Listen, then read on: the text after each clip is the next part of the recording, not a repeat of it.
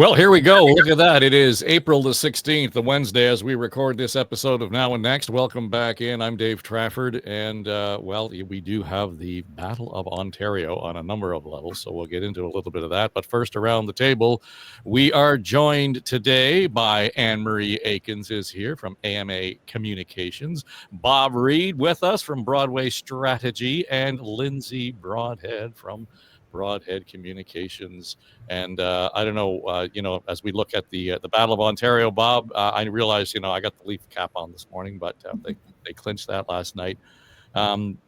What occurs to me, that's going to be a far closer race, it appears, than what's shaping up on the federal election campaign, because every time I look at the numbers, latest numbers, and it doesn't matter who you're looking at, are flirting with double-digit leads for the Liberals in Ontario. That's insane.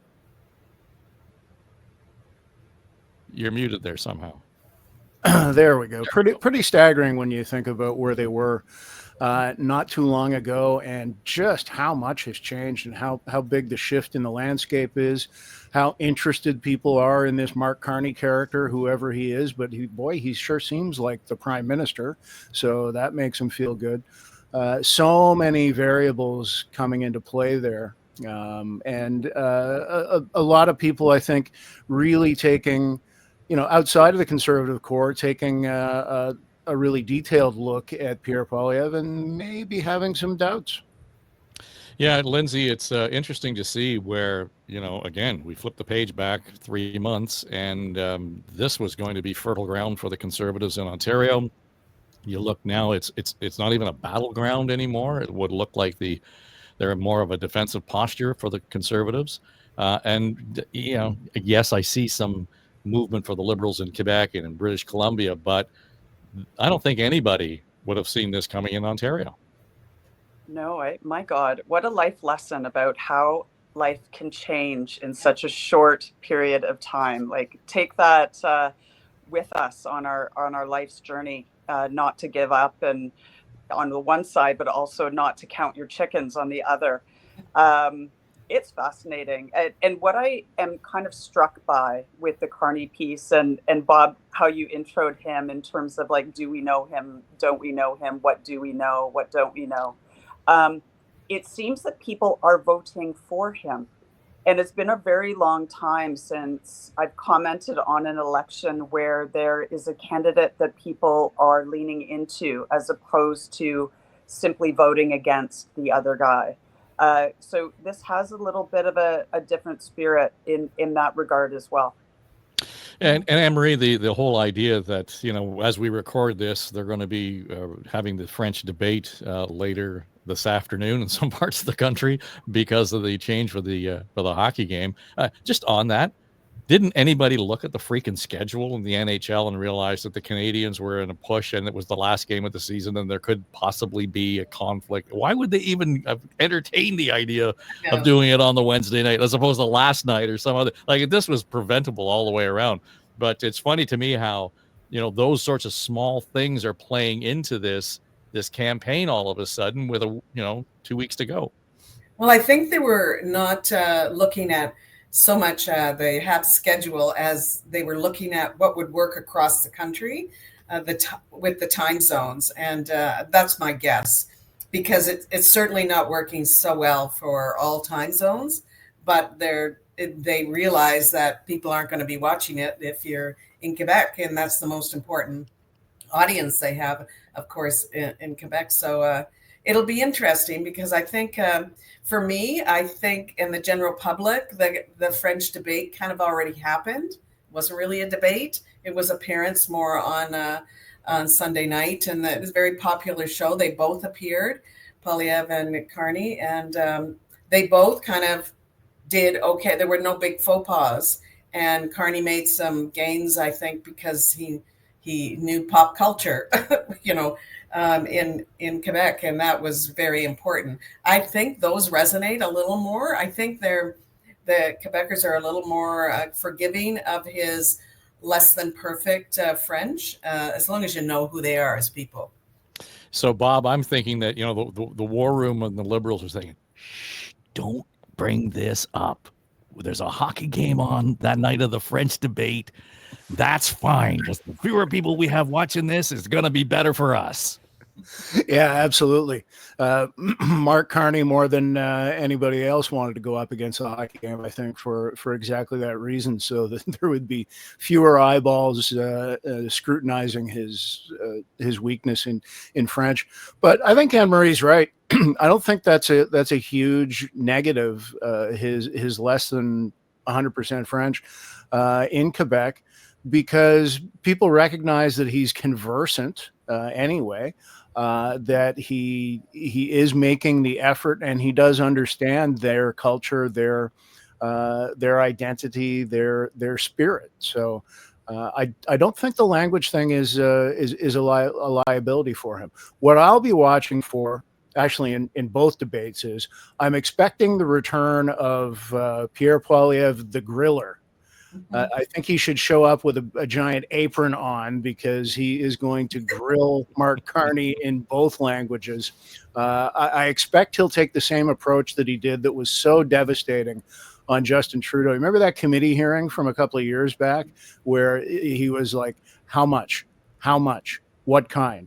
Just boom, boom, boom, relentless. I think Carney needs to have his elbows up for that kind of approach from Poilievre, particularly about his investment holdings.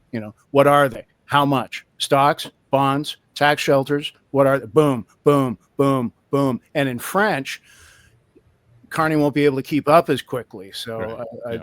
I think there's going to be some roustabout going on that way.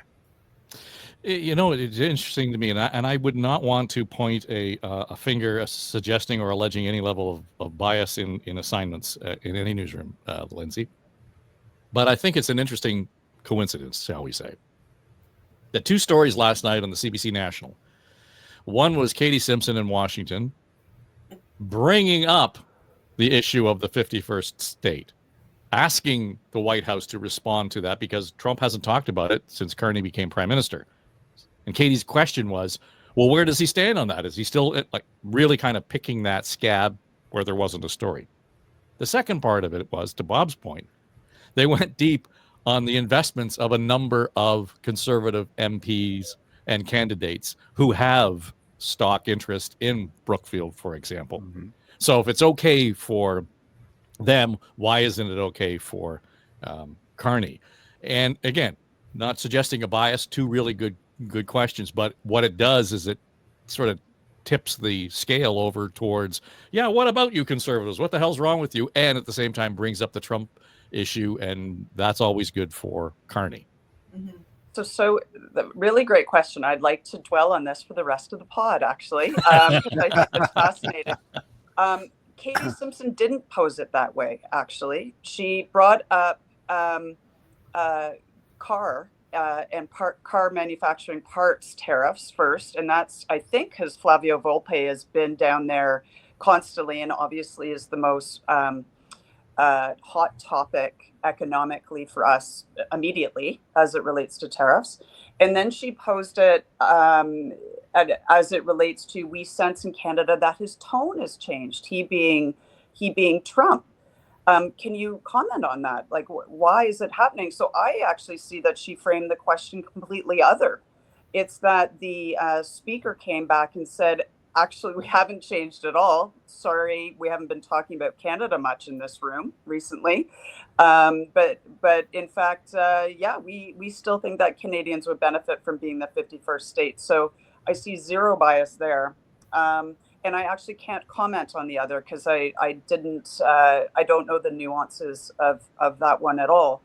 But why I want to talk about this the rest of the pod, and I know we won't, but what do you do? And I think this is, another area where the beginning of the election, especially when Trudeau the beginning of the hot debate, the beginning of when Poilievre, it was clear that he was leading when Trudeau was still in the seat.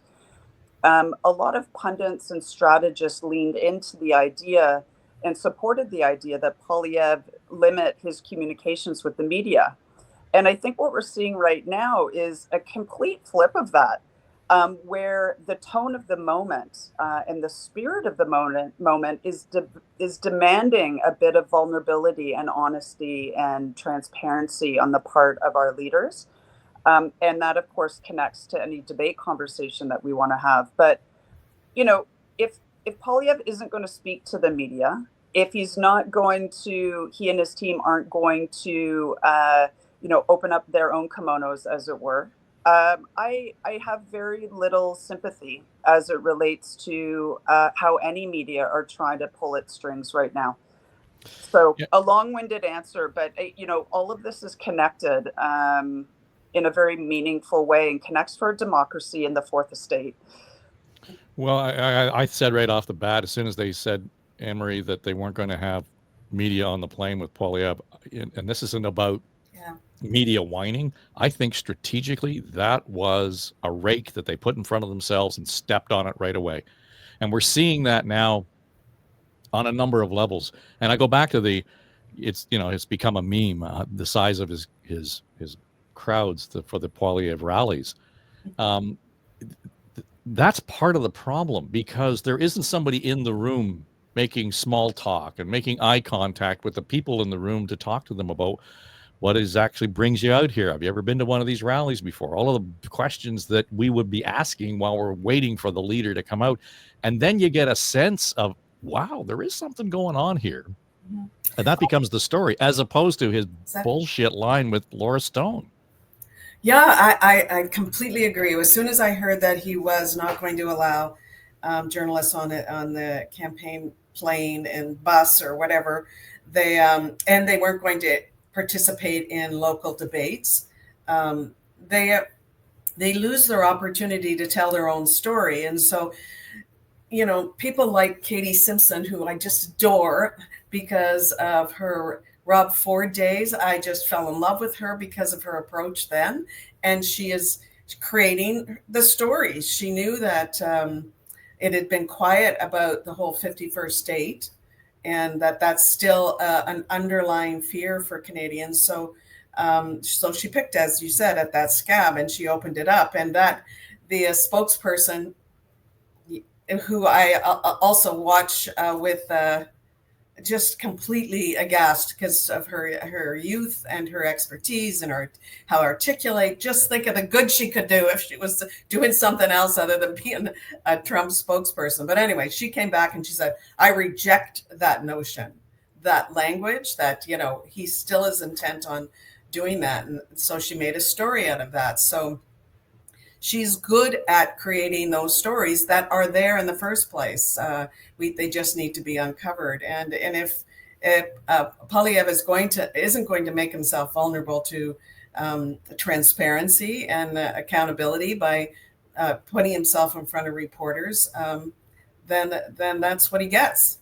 Unless you tell your story yourself, somebody else is going to tell it for you. Yeah, I would not necessarily disagree with that, Bob. But on the other hand, in the last week, I got a sense that Mark Carney's playing the role of Muhammad Ali and just doing the rope-a-dope thing. We're just kind of leaning back on the ropes a little bit, letting things happen. We're going to absorb some punches, because there really hasn't been much that's come out of that campaign. I mean, I realize we're into prep for the debate and all that kind of stuff takes up a lot of space in the campaign. But even since Friday, when he said, I'm back being prime minister for the day because, and then it really didn't make any announcements. So to some degree, that level of, standoffishness is seeping into the Liberal campaign. Sure, because they're running a front-runner campaign, which Carney is, if you look at the polls. The problem for Poilievre is he's also running a front-runner campaign, trying to keep things as tight, as limited as possible, so that they're minimizing the chance of any surprises, any bozo eruptions, anything off topic, off message, which was the Doug Ford playbook in the recent provincial election. Notably, none of the Ontario campaigns anymore carry media with them on their flights. There's no media bus. None of them do that anymore. So they're on an equal footing there. But I think the big failure in the Poilievre campaign is they're still running a front runner campaign when they ain't the front runner. So there's some loss that's coming along with that. And now all of these things, which normally would be fairly inconsequential in the grand scheme, get put more and more under the microscope. Debate prep is one of the things that is a sort of a necessary evil as we go through these campaigns. And we can debate whether or not the debates are in fact going to have any kind of effect on the outcome, Bob. But you've been in those settings where, got to get the leader ready, whether that's an incumbent or a challenger. Yeah. How do you know you're on track in debate prep? Well, you never know until the actual debate goes down. You think you're on track based on, can we rattle the boss? Can we throw a curveball somehow, some way that is going to knock him or her off the game and create a vulnerability? That's what you're looking for. That's what you're trying to eliminate. That's what you're trying to anticipate as much as possible in debate prep. I don't think there's a lot of debate around whether this debate, and I'm talking about the English one primarily, is going to make a difference. I think it potentially can. I think this is Poilievre's best shot, as I said, to prosecute his witness, to grill Carney and knock him off balance, because we've already seen in a couple of encounters with the media, Carney's not that great on his feet.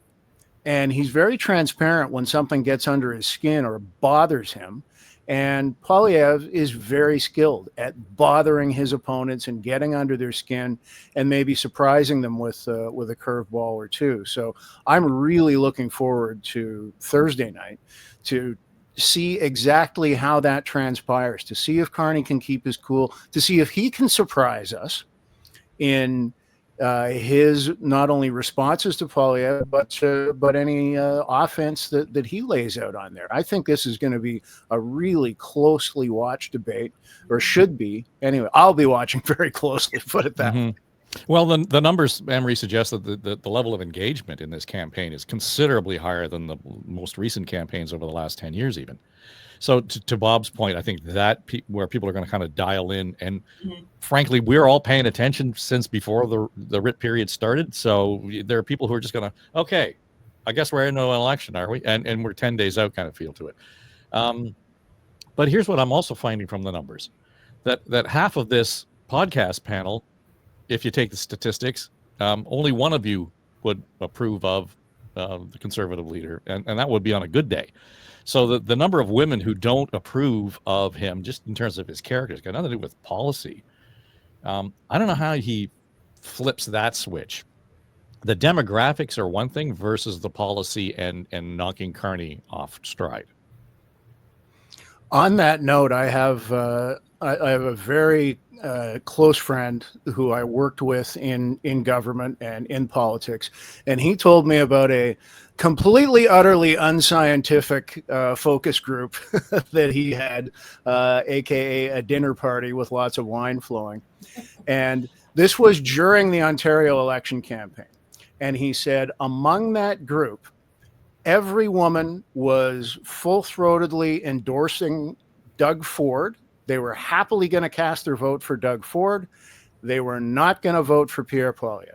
Yep. And he says what was underlying that, in his view, is still a distrust of what exactly might he do on the perennial issues of, changes to abortion access or anything like that, which the Conservatives have gone out of their way to say, yeah, we're not touching that. There's no changes coming whatsoever. But my friend's perception, and he knows a thing or nine about politics, he said that undercurrent is still there. There's still a lack of complete trust in the women around his dinner table.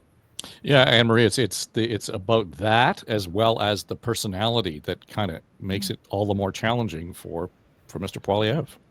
Yeah, he's done his. He's tried to soften his image since he's been running, and he tries, but it doesn't match the words that come out of his mouth. So it just makes me distrust him all the more. So he does, the things about, for example, his announcement, I think it was yesterday, about seniors scams, and completely unrealistic policy, but whatever.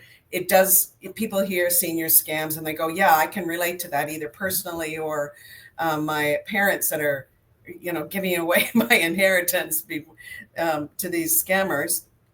But then he uses words like woke on crime, which again reminds us of Trump. And so as a woman voter, yeah, he has his personality just feels I just distrust him, just innately, kind of. And there isn't a gentleness about him, or there isn't a sense that he'll make, I can feel safe around him. So Donald Trump does the same kind of icky kind of feeling, maybe to more of an extreme. But his words, as I said, just don't match his policies. And it just reminds of us who he is. So he hasn't done a good job. He may be saying the words softer, but they're still the same words. Well, I think, Lindsay, the issue, though, is that he's already made that first impression. And the debate, to Bob's point, could, in fact, make it worse for him. For Poilievre during debates. Yep. Yeah, I mean, it's funny. I think Carney has a road through the debates that's far more clean than Poilievre. And in fact, almost for the same reasons we're talking about, I'm kind of a different point of view than Bob, only because I think if Poilievre goes out guns a-blazing in that fast-paced way, it'll actually reiterate to the undecideds, whoever those people are that remain, but those people that could shift between one party or another when it comes to voting time. I think it'll reiterate Poilievre's negative qualities rather than any gaps in knowledge we have for Carney. So, the path ahead for Carney, it's going to be a battle for he against himself, right? Can a gentleman who's presumably sat at the head of the corporate table for most of his professional career, can he shake off those shackles of entitlement, of being agreed with, and show that he can take the hits and navigate through it cleanly? If he can do that, in my estimation, now mind you, this estimation may be through the lens of a middle-aged urban woman. And maybe others are looking at it through a different lens. So I'm also very conscious of my own bias that I bring here. But my sense is those are the people who are still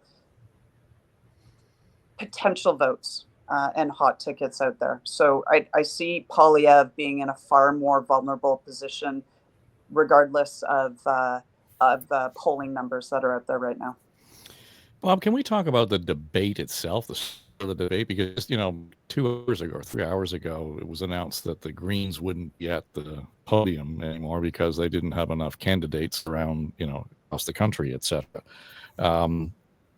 Does it need to be more rigorous than it actually is? I mean, that just sounds like a weakness to be able to be added to the debate schedule without having the confirmation that you've actually got the number of candidates necessary to meet the criteria. Well, it's good they checked. It's good they finally did the math. The timing is surprising, but the outcome is not, because the criteria is very clear. You've got to have candidates running in, I think it's 90% of federal ridings, and they're over 100 candidates short.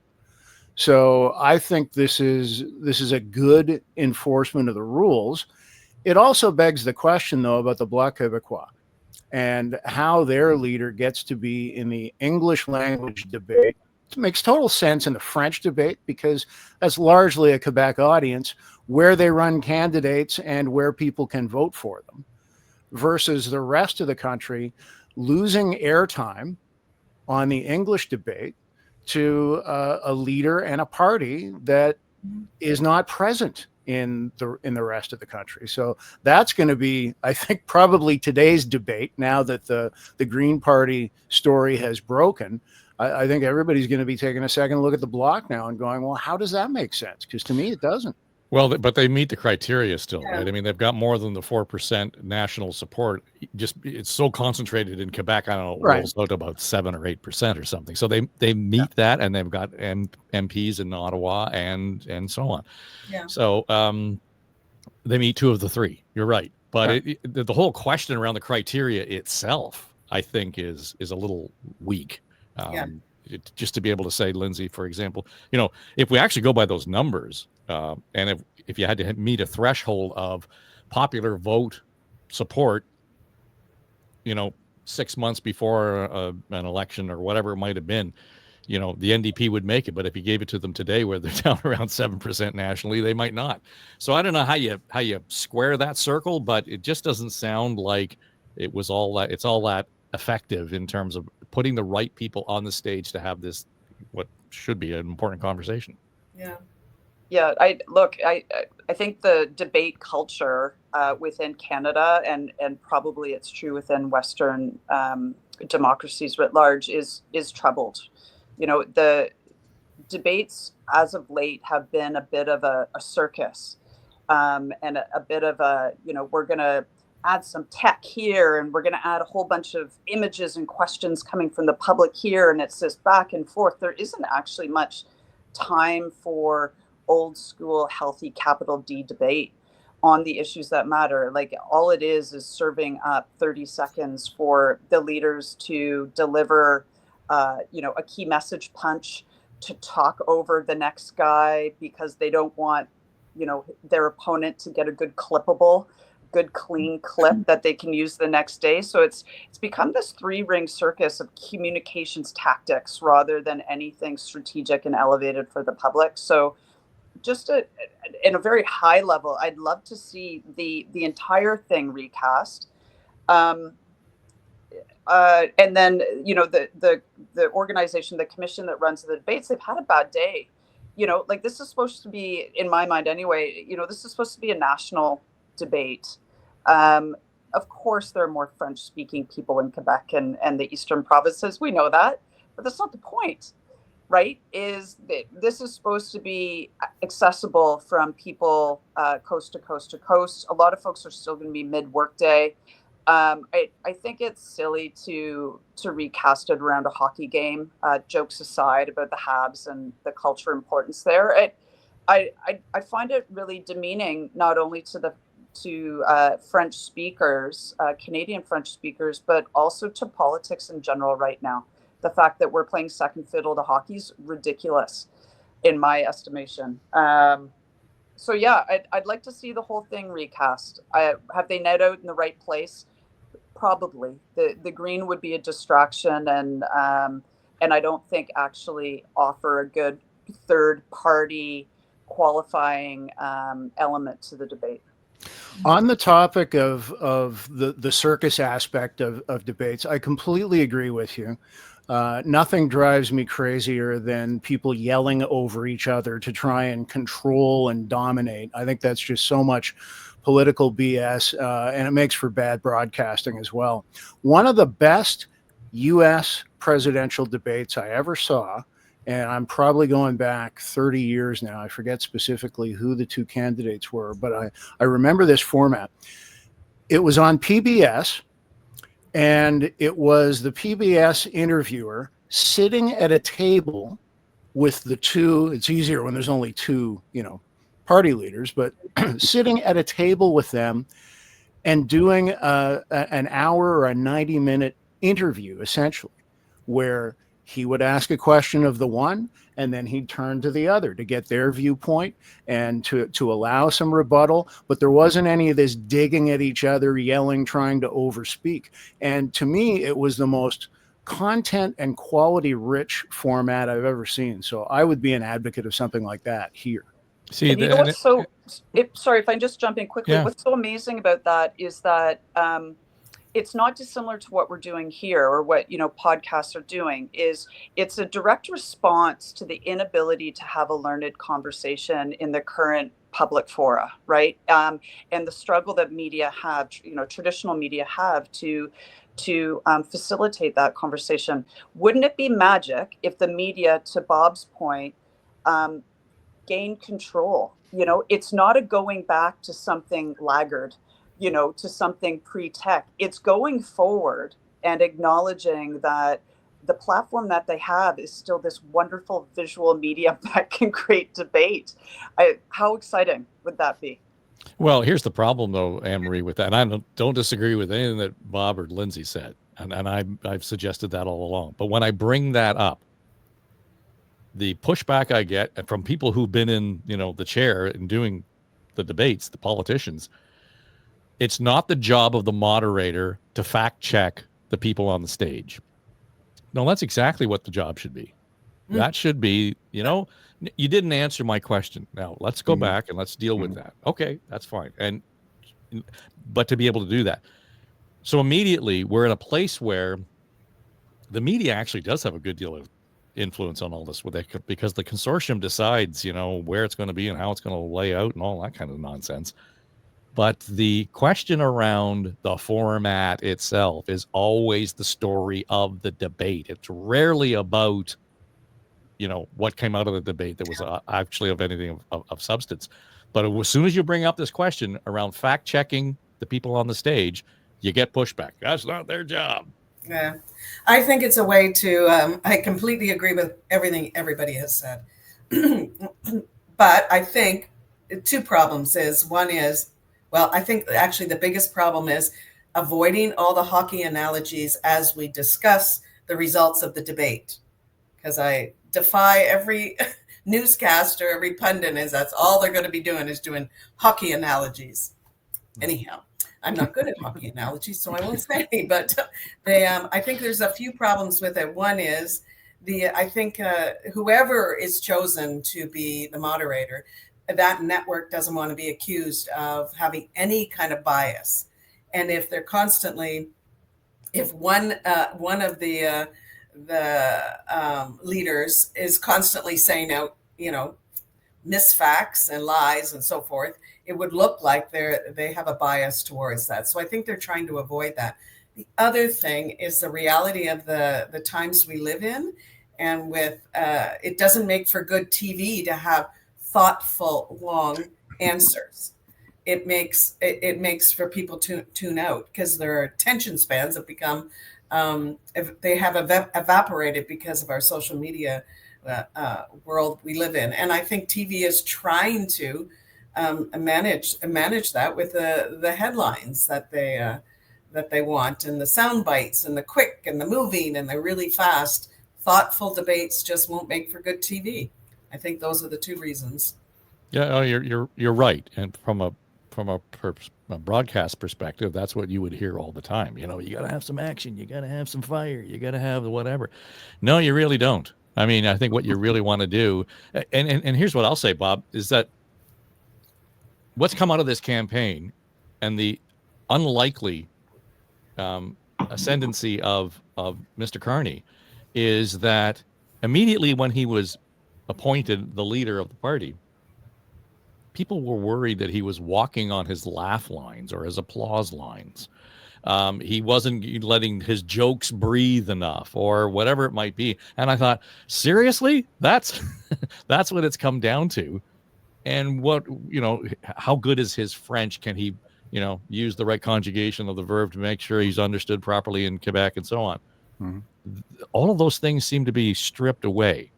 Hitting your applause line with a punch can't necessarily, should not be the criteria for voting for the next prime minister or the candidate in your riding. No, you're entirely right. But there are performance aspects to politics. All of the most inspiring, galvanizing leaders have been great performers. They know how to work a crowd. They know how to let an applause line land. They know how to play a laugh line. All of those things just go into the mix because it's human nature, right? We we look for people who get our attention and hold our attention and entertain us while they're also educating us about who they are, what they stand for. So I don't think you'll ever get away from that. I would just like to see, as I said a minute ago, greater guardrails against the more sideshow aspect of some of these debates that we've seen in the past. Yeah. Yeah, I would agree. Well, for me, I'll kind of have it on in the background, but I'm going to be at the rink playing while the debate's going on tonight, so I'm going to miss that entirely, and I'll be home just in time to tune in to see the Habs. So I'm hoping that they'll be able to knock it out of the park and end up in the playoffs, and that'll be all good. So that's my priority tonight. That was a baseball analogy. Come on, come up with a hockey analogy. Well, I'd be offside if I did. So Oh, there you go. There we go. All right. Thanks, all. That'll do it for us this week on Now and Next. Anne-Marie Aikins is here. Bob Reid, Lindsay Broadhead. They are the Now and Next cast, our comms and strategy team. And, of course, they're in here every couple of weeks. And, sometimes more than that, depending on what's going on around the town and on the comms side of things. So tomorrow, we are going to record the latest edition of On the Ledge, your Ontario Politics podcast. Kathleen Wynne, Tim Hudak, John Wright, Keith Less in studio. So we'll there on other things. My question for them is, I want to know, going into the Thursday night debate, what exactly is the ballot question? Because I don't think we've nailed that down. In fact, I think there's more than one. But we'll talk about that more. And so if you're listening on Apple, Spotify, iHeart, great. You can find Now and Next and On the Ledge, your Ontario Politics podcast, wherever you're listening. That's great. If you're watching on the YouTube right now, subscribe to the channel, and you get both shows in this feed, so you don't have to do anything, and we get both of these programs to you on a weekly basis. All right, that'll do it. I'm Dave Trafford, and this is Now and Next for Story Studio Network.